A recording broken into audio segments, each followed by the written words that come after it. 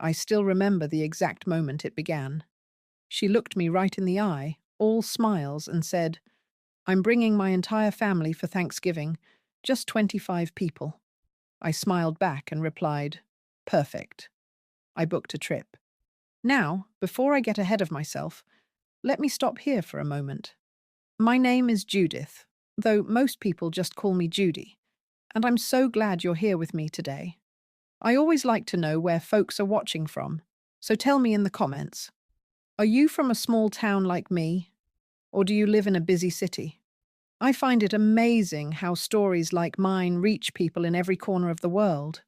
All right, now let me take you back a bit, so you can understand how we got here. I'm in my 70s, retired for many years now, and for the most part, I enjoy a quiet, simple life. My days are filled with the things I love: gardening, reading, knitting, and long walks in the park with my dog, Daisy. I've worked hard all my life, raised a family, and like most women my age, I've carried more than my share of responsibility over the years. These days, all I ask for is peace and respect. Thanksgiving, for me, has always been a warm, modest holiday. Nothing extravagant, nothing over the top.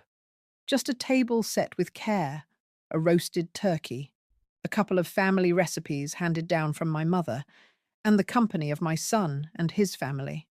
I never needed a house full of people, and I never wanted to put on some grand show. I believe in quality over quantity. One heartfelt meal with loved ones beats a crowded room of people who barely know each other. But that philosophy isn't exactly shared by my daughter-in-law. Now let me tell you about her. Her name isn't important. You'll see why soon enough. But what you do need to know is that she thrives on appearances. She loves big gestures, dramatic statements, and being the center of attention. Everything in her world has to be bigger, better, and louder than anyone else's. And unfortunately, she often expects me to do the heavy lifting behind her ideas. When she and my son first married, I tried my best to welcome her warmly. I cooked meals, opened my home, offered help whenever I could. I thought we'd become close, but as time went on, it became clear that what she wanted wasn't a mother-in-law. What she wanted was someone to serve her. Every holiday turned into a performance where she made demands and I carried them out. It started small. One year she wanted me to bake an extra pie for her friends. The next year she wanted me to host at my house because hers was too small. Over time, her requests grew bolder. She never offered to help, never lifted a finger to clean up, and often had the nerve to criticize the way I seasoned my food or the way I set the table. I bit my tongue for years. You see, I was raised to keep the peace, to avoid making a scene, to let the younger generation take their way. I told myself, she's young, she'll grow out of it. But the truth is, she only grew more entitled. Still, I never imagined she'd go as far as she did last Thanksgiving. It was one of those crisp autumn evenings, leaves scattered on the lawn, the smell of chimney smoke in the air. We were gathered at my house for a Sunday dinner, a simple pot roast with vegetables. My son, my grandchildren, and of course my daughter-in-law were all at the table.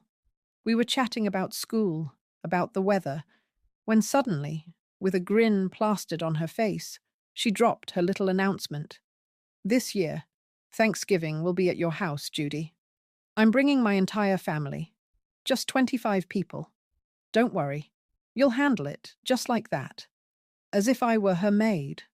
As if I didn't have a choice. Now in the past, I might have sighed, nodded, and tried to figure out how to stretch my oven space to cook for a crowd that size. But something in me had shifted. Maybe it was age. Maybe it was wisdom. Maybe it was simply exhaustion. But I knew I wasn't about to let her treat me that way anymore. So I smiled, calmly, and said the words she least expected. "Perfect. I booked a trip. You cook and clean. I'm not a servant." The look on her face was priceless. For the first time in years, she didn't have a quick comeback. Her smile vanished, her jaw dropped, and she turned pale as the mashed potatoes sitting on the table. My son glanced back and forth between us, speechless, and in that silent moment, I knew something had changed forever. But little did she know. That was only the beginning. The real surprise was still to come. The table had gone completely still. You could hear the ticking of the old grandfather clock in the hallway and the hum of the refrigerator in the kitchen. My grandchildren had paused mid-bite, forks hovering over their plates, their eyes darting between their mother and me. My son kept his head down, suddenly very interested in his potatoes. My daughter-in-law, however, wasn't used to silence. She thrived on control, on getting her way, and she was certain she had spoken a decree that could not be challenged. Her voice was sugar-coated, but her words were sharp as knives. "So it's settled, then. Thanksgiving will be here at your house, Judy. My whole family will come over. Just 25 people. It'll be wonderful. You'll handle it." She said it as though she were doing me a favor, as though bringing 24 extra people into my home was some kind of gift. I looked at her, calm and steady, and repeated what I had already said. "Perfect. I booked a trip. You cook and clean. I'm not a servant." Her smile faltered. She blinked at me, as though she hadn't heard correctly. I beg your pardon?" she stammered, her voice higher than usual. I leaned back in my chair, folded my napkin neatly, and placed it beside my plate. My heart was beating fast, but my voice never wavered. "You heard me. You're welcome to host your family. But I won't be here to serve them. My days of slaving over a stove while you sit back and smile are over." The colour drained from her face. She opened her mouth, closed it, then tried again. "But that's not how we do things. Everyone expects you to host. It's tradition." I chuckled softly, shaking my head. "Tradition? The only tradition here has been me working myself half to death while you waltz in and take credit. That's not a tradition, dear. That's bad manners?" She gasped, her hand flying to her chest as though I had struck her. My son finally looked up, caught between us like a referee in a match he wanted no part of. "Mom, maybe we can talk about this," he began, but I cut him off gently. "No, dear. There's nothing to talk about. I've made my decision. This year, I'm not cooking for 25 people. I'm not even cooking for 10. I'm going away, and I'll enjoy my holiday in peace. It's time your wife takes responsibility for her own family." The silence that followed was thick enough to choke on. My daughter-in-law's face turned bright red, then pale again. She looked around the table, seeking support, but none came. Even the children, sensing the tension, stayed quiet. Finally, she let out a sharp little laugh, the kind people give when they're trying to cover their embarrassment. "You can't be serious, Judy. You can't just walk away from Thanksgiving. What will people think?" I met her gaze without blinking. "They'll think that I finally stood up for myself. They'll think it's about time you learned that hospitality is not slavery. And frankly, I don't much care what they think." Her lips trembled. She picked up her water glass and set it down again, the ice clinking against the sides. "You can't do this to me," she whispered, more to herself than to anyone else. "I'm not doing anything to you," I replied softly but firmly. "I'm simply refusing to let you do it to me." For a long moment, no one moved. The air was thick with shock. My son cleared his throat, clearly uncomfortable, but even he couldn't find the words to defend her. He knew I was right. Deep down, he'd known it for years. At last, my daughter-in-law pushed back her chair and stood. She smoothed her blouse, trying to regain some dignity, but her hands were shaking. "Fine. If that's how you feel, then so be it. But don't think this won't have consequences." Her voice cracked at the end, and without another word, she stormed out of the dining room. My son hesitated, torn, then followed after her, leaving the children behind with me. The little ones looked at me, wide-eyed and uncertain. I smiled at them gently, picking up the serving spoon. Eat your dinner, darlings. Everything's all right. But of course, everything wasn't all right. Not yet. That confrontation was only the beginning. Thanksgiving was still weeks away, and I knew my daughter-in-law well enough to understand she wasn't going to let this go. No, she would try again. She would scheme, manipulate, and push, just as she always had. But what she didn't know, what she couldn't possibly imagine, was that I had already started preparing for her next move. And this time, I wasn't just going to say no. This time, I was going to teach her a lesson she would never forget. After that dinner, the house felt strangely quiet. My grandchildren went back to eating, but I could see the confusion in their eyes. Children have a way of sensing when something important has shifted, even if they don't fully understand it. Later that evening, after everyone had gone home, I sat in my living room with a cup of tea and let the silence sink in. My heart was still pounding from the confrontation, but beneath it was something stronger, a sense of relief. For the first time in years, I had spoken the truth out loud. You see, this didn't come out of nowhere. No, this had been building for a very long time. Let me take you back a few Thanksgivings. When my son first married her, I was hopeful. I truly wanted to love her like a daughter. I told myself, she's young, she just needs time to grow into the role of wife and mother. And I did everything I could to make her feel welcome. I remember one of the first holidays after their wedding. I spent 3 full days preparing, shopping, cooking, baking. I polished the silver, ironed the tablecloth, even made her favorite dessert from scratch. When she arrived, she walked through the door, glanced around and said, I suppose it'll do. No thank you. No smile. Just criticism. The next year, it was worse. She invited half a dozen of her cousins without asking me first. I only found out when they showed up at the door with bottles of wine and store-bought pies, expecting to be fed. I scrambled to set extra places at the table, stretching the food I'd made, while she laughed and told everyone, "Oh, Judy always makes plenty, don't worry." By the end of that night, I was on my feet for 12 hours, washing dishes long after everyone had gone home. She never once offered to help, and it didn't stop at Thanksgiving. Christmas, Easter, even birthdays. It was always the same story. She wanted to play hostess in front of her friends and relatives, but the actual work, that fell on me. I can't count the number of times she handed me her coat at the door without so much as a word, as though I were the hired help, or the times she made little digs about my cooking, too dry, too salty, too plain, while piling her plate high. For years, I held my tongue. Why?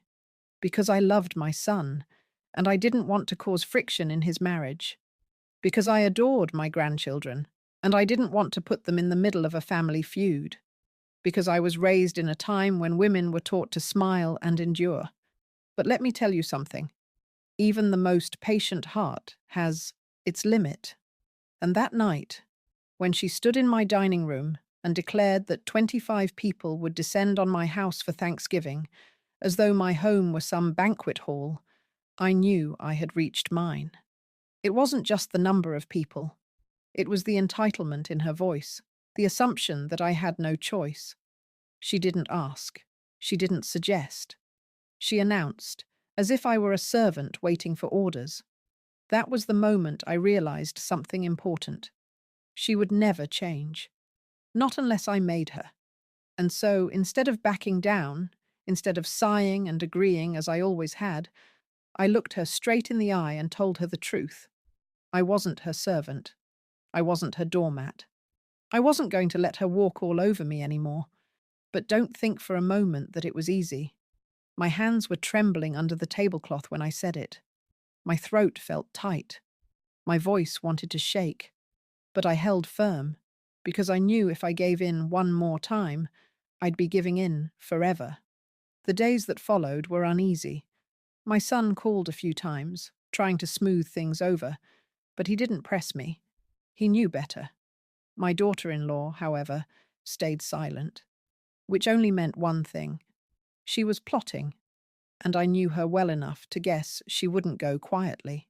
What she didn't know, what gave me a secret smile every night before I went to bed, was that I had already started planning my own move.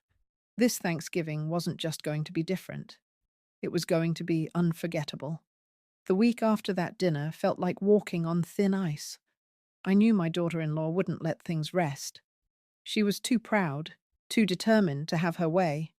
And sure enough, it wasn't long before she showed up at my door, wearing her sweetest smile, the kind of smile that hides daggers. I had just set a pot of tea to boil when the doorbell rang. When I opened it, there she was, standing in her tailored coat with a tin of cookies in her hands. She'd never brought me anything before. "Judy," she said, all honey and light. "I thought I'd drop these off for you. Just a little treat." I raised an eyebrow but let her in. She made herself comfortable on my sofa, setting the tin down on the coffee table and crossed her legs. She was clearly on a mission. "Listen," she began, clasping her hands dramatically, "about the other night. I think there's been a misunderstanding. Thanksgiving is such an important tradition for our family. Everyone expects you to host. It's just what we do. You wouldn't want to disappoint them, would you?" Her voice dripped with guilt. I stirred the sugar into my tea slowly, taking my time before I answered. "I didn't misunderstand a thing," I said evenly. "You announced that 25 people would be showing up at my house without asking, without offering to help. And I told you the truth.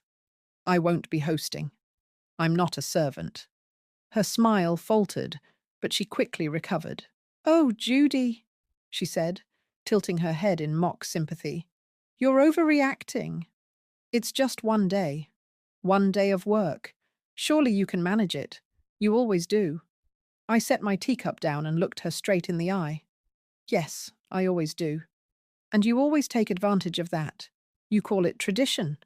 I call it using me. That ends this year." Her lips tightened. She leaned forward, lowering her voice as though she could persuade me with secrecy.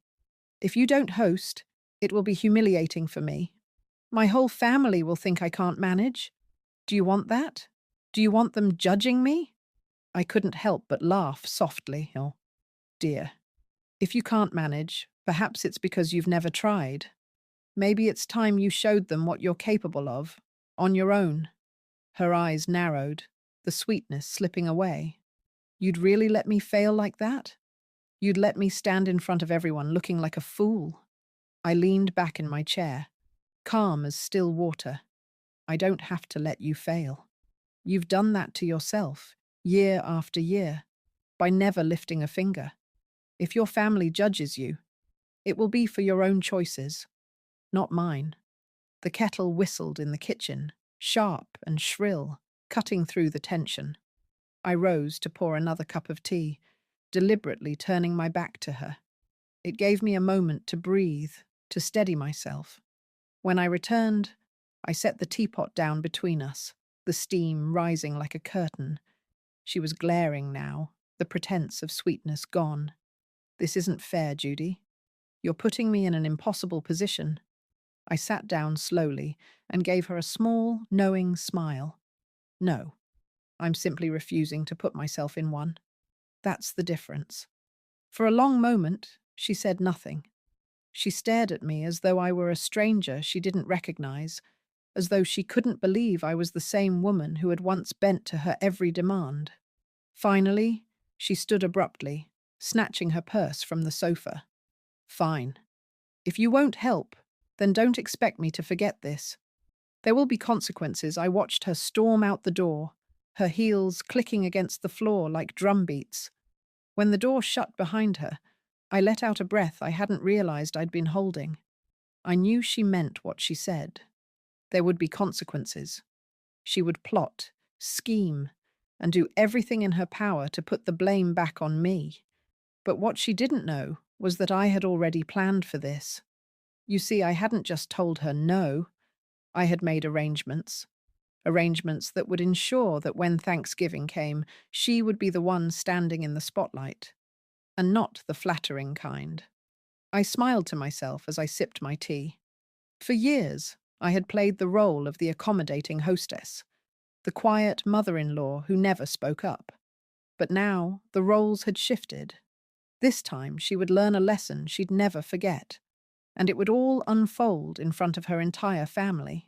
Thanksgiving morning dawned crisp and bright, the kind of autumn day that makes the leaves look like stained glass in the sunlight. But inside my house, things were different.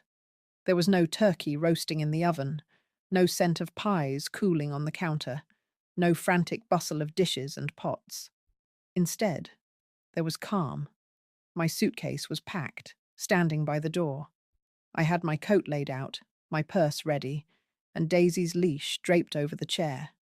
I had a plan, and for once, it didn't involve being chained to the kitchen. Around noon, I heard it. A chorus of voices, laughter, the sound of cars pulling up outside. One after another, doors slammed, feet crunched over the driveway, and soon enough, my daughter-in-law's voice rang out, bright and commanding. "Here we are! Everyone, come in. Judy will have everything ready." I stood at the doorway, calm and steady, and opened it before they could knock. A wave of faces greeted me. Her parents, her siblings, cousins, nieces, nephews, all dressed for the occasion, carrying bottles of wine and trays of store-bought appetizers. And there she was, at the front of the group, smiling like a queen entering her castle. But her smile faltered the moment she saw me. I wasn't in an apron. I wasn't bustling around with a tray in my hands. I was standing tall, suitcase at my side, coat draped over my arm. What is this?" she stammered, her eyes darting to the empty dining table behind me. I returned her smile with one of my own, calm and polite. "Welcome, but you won't be eating here today." Gasps rippled through the crowd. Her mother frowned, her sister exchanged glances with her husband, and even the children looked confused. My daughter-in-law's cheeks flushed crimson. "What are you talking about, Judy? This is Thanksgiving." "Yes, it is," I said softly. "And as I told you before, I am not hosting. I am not cooking. I am not cleaning. I'm going on vacation." Her jaw dropped. She turned to her family, her voice rising. "She can't be serious. She's joking, right?" But the look on my face told them I wasn't joking. I picked up my suitcase and stepped aside. "You're welcome to use the house if you'd like, but there's nothing prepared. No turkey, no stuffing, no pie. This year, if you want a Thanksgiving feast, it will have to come from you." A murmur spread through the crowd. Her uncle cleared his throat uncomfortably. Her aunt whispered something under her breath. My daughter-in-law's smile had vanished completely now, replaced with a look of sheer panic. "But you can't just abandon us like this," she cried, her voice trembling. "What will everyone think?" I looked around at her family, meeting their eyes one by one. "They'll think it's time you stepped up. They'll think it's time you carried your own weight. For years, I've done the work while you've taken the credit. Not anymore?" She sputtered, pointing at me as though trying to rally support. "Do you hear this? She's refusing us on Thanksgiving. Who does that?" Her father shifted uncomfortably. "Well, she did tell you, didn't she?" he muttered. Her mother frowned but said nothing. And then, to everyone's surprise, my son finally spoke. "She's right," he said quietly but firmly. "Mum has been doing everything for years. It's time we handled things ourselves." The silence that followed was heavier than any before. My daughter-in-law spun around to stare at him, betrayal written all over her face. "You're taking her side?" she hissed. "I'm taking the side of common sense," he replied. "Mum deserves a break. We'll manage." I couldn't help the small smile that tugged at my lips. For once, he had found his voice. My daughter-in-law's face twisted with anger, but before she could retort, the rumble of a van pulling into the driveway interrupted us. Everyone turned to look as a catering truck pulled up, the driver hopping out with trays and boxes stacked high. Her eyes widened. What? What is this? I folded my hands calmly. That's the meal you wanted. Delivered straight to your home. I made the arrangements in advance. Everything you need is there: turkey, stuffing, pie. You'll host your family, just as you planned. Only this time, you'll do it in your own house. Her mouth opened and closed like a fish gasping for air. Her relatives began chuckling, some even clapping me on the shoulder as they headed back toward their cars. Come on then, her brother said cheerfully. Looks like we're eating at your place instead. One by one, they began filing back to their cars, leaving her standing in my doorway, speechless, her face burning with humiliation. I picked up Daisy's leash, gave her a polite nod, and said softly, "Happy Thanksgiving, dear. Enjoy hosting. I'll send you a postcard." And with that, I stepped out into the crisp autumn air, suitcase in hand, the weight of years of resentment finally lifting off my shoulders. But the day wasn't over yet. The real twist was still to come. As I walked down the driveway with Daisy at my side and my suitcase rolling behind me, I couldn't help but glance back once. My daughter-in-law was still frozen in the doorway, her arms stiff at her sides, her eyes darting from me to her family, who were now piling back into their cars, chattering about the unexpected change of plans. It was a scene I'll never forget. Her painted smile cracked wide open, her voice caught in her throat, and the proud facade she'd built for years crumbling in front of 25 witnesses. For so long, she had strutted around, acting as if she held all the power. But on that day, her own family saw the truth. She wasn't in control at all. By the time I reached the corner of the street, she finally found her voice. I could hear her shrill protests echoing down the block. "This isn't fair." She tricked me. "Don't just stand there. Someone say something." But no one did. Instead, her relatives shuffled awkwardly into their cars, some shaking their heads, others stifling laughs. Her brother called out, half joking, "Come on, let's see what she's got waiting for us at her place." "I'm starving." And just like that, the caravan of cars pulled away from my driveway, leaving her behind in a storm of humiliation. I checked into a little inn a few miles out of town. It wasn't anything extravagant, just a cozy place with a fireplace in the lobby and a kind woman at the front desk who greeted me as though I were family. I ordered a simple meal, nothing fancy, and ate in peace while Daisy snoozed at my feet. It was the most restful Thanksgiving I'd had in years. But of course, peace never lasts forever. The very next day, my phone began buzzing. Missed calls, voicemails, messages from my son, my daughter-in-law, even my grandchildren. I let them pile up before I finally sat down to listen. My daughter-in-law's voice was the first. "I hope you're proud of yourself, Judy. You embarrassed me in front of my entire family. They'll never forget it. Do you know what they're saying about me now? That I can't manage my own household? That I had to rely on you all these years? You humiliated me on purpose, and I won't forgive you for it." Click. Then came my son's message. His voice was softer, steadier. "Mom, I don't know what to say. She's furious, but honestly, part of me thinks you did the right thing. I should have stood up for you years ago. I'm sorry it had to come to this. The kids asked why you weren't there, and I didn't know what to tell them. Maybe when things calm down, we can talk." And then, the sweetest message of all, my granddaughter's tiny voice. "Grandma, Thanksgiving was weird without you. Mommy was mad, but Daddy said you needed a rest. I hope you're okay. I saved you a cookie." That message alone nearly brought me to tears. The fallout didn't stop with voicemails. Word got around quickly. Some of her relatives, those who had sat in my dining room year after year while I worked myself ragged, actually called me privately to say they understood. A few even admitted they admired me for finally putting my foot down. But my daughter-in-law? She wasn't about to back down gracefully. A few days later, she showed up at my house again. This time, there was no tin of cookies, no fake smile. Her arms were crossed, her jaw set, and her eyes burned with fury. "You think you've won, don't you?" she hissed as soon as I opened the door. "You think you've made some kind of point? But all you've done is drive a wedge into this family. My family will never respect me again, thanks to you."